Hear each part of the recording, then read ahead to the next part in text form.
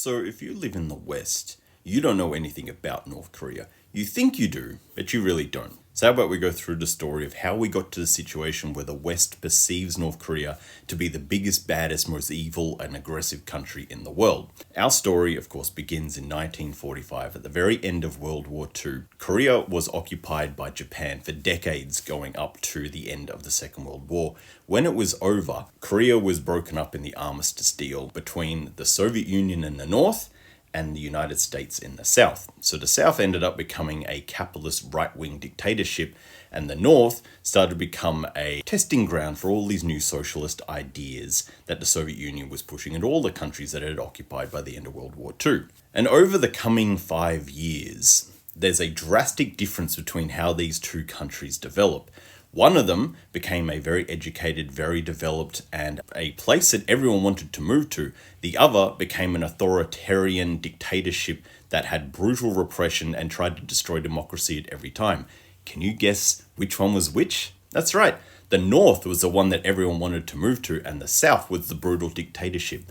Under the South, the United States installed a dictator called Syngman Rhee, who was the most anti-communist person they could find, and he is brutally oppressive to the Korean people. He's so oppressive that the hated Kempeitai, the Japanese secret police that were trapped in Korea at the end of the war, he hires them and puts them into charge to keep the Koreans down while the capitalists move in and just pillage everything in the place.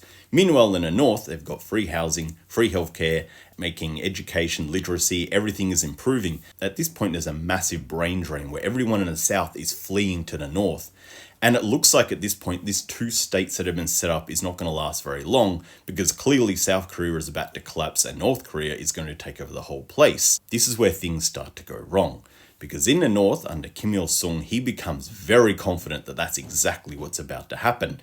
And he goes, what are we waiting for? Let's just invade the South, crush this US puppet government for good, and then we can just unite Korea, finally under just Korean rule, which we haven't had in a very long time.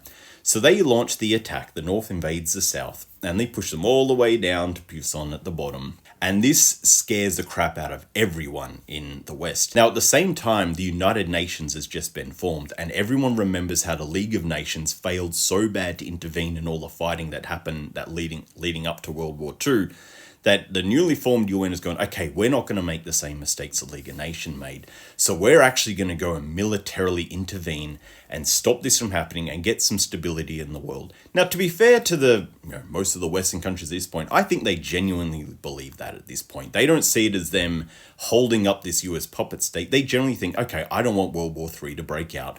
Let's go and nip this in the bud before it gets bad. It gets bad straight away.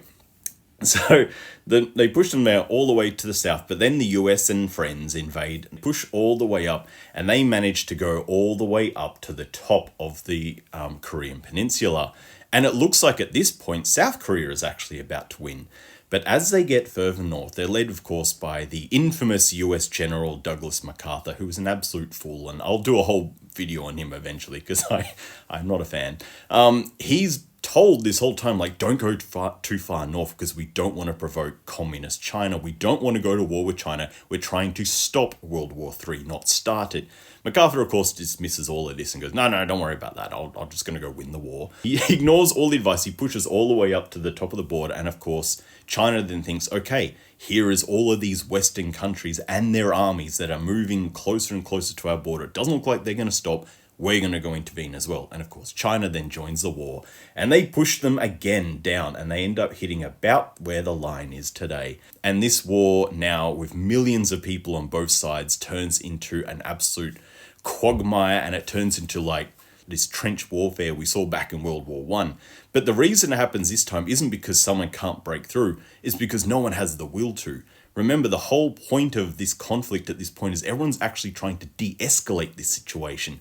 But the more people keep fighting, the more it keeps escalating. And it hits this point where now there are millions of soldiers on both sides, that both sides like, how can we start to de-escalate this? And even though they'll still be fighting for years on this line, no one really has much heart into it. Again, especially all of the UN troops, like the British and the French, the Australians too, they've just come out of World War II. They really don't need this right now. This is not helping the economy. This is not helping anything. So there's no appetite for this war. And the talking will go on for 2 years. While that's happening, the US is still thinking we can win this war. So what do? They start bombing the North mercilessly. They start carpet bombing everything in the North to try and get them to surrender, essentially. They absolutely demolish Pyongyang. This is a level of carpet bombing of cities we didn't see since, Japan and Germany. But with the newer technology, they are absolutely smashing everything in the North. And the North remembers this. The North remembers. Because as the peace talks are going on, everyone starts walking away from this. And although there's never actually a peace treaty, technically they're still at war. There is an armistice that's good enough for everyone. And they form the 38 Parallel, which is still the most heavily fortified border in the world. And both sides walk away from this. And that's what creates the situation we know today. Now, it's important to remember that the North remembers the fact that the US spent those last 2 years just absolutely bombing every living thing they could find in the North. And that is a permanent scar on the North Korean psyche. And for them, their big concern is that the US is going to come back one day and do this again. The US killed millions of people in the North with their bombing campaign. And the reason North Korea is now an isolationist, massively militarist society isn't because they're planning to attack anyone else. They lost that appetite after this war. They're doing it because they think the US is going to come and do it to them. And why wouldn't they believe that? Look around the entire world, every decade since this war. The United States has never stopped bombing people. It has never stopped coupping governments. It has never stopped invading countries. It has never stopped destabilizing regions, putting sanctions against any government they consider to be even remotely left-wing.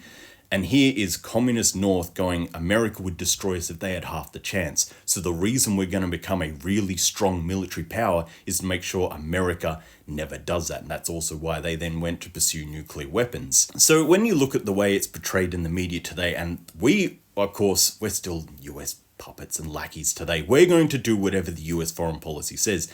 And for the US, this is their biggest failure. They failed to beat a country they really believe they should have been able to. And now North Korea is really strong, and the US will never have a chance to do it ever again. So the next best thing the US can do is just keep destroying their image and make North Korea look like they're the most evil, monstrous regime in the world. But it's really worth noting the actions of these countries rather than their words. North Korea has never attacked anyone else since the end of that war. 70 plus years, Korea hasn't done anything.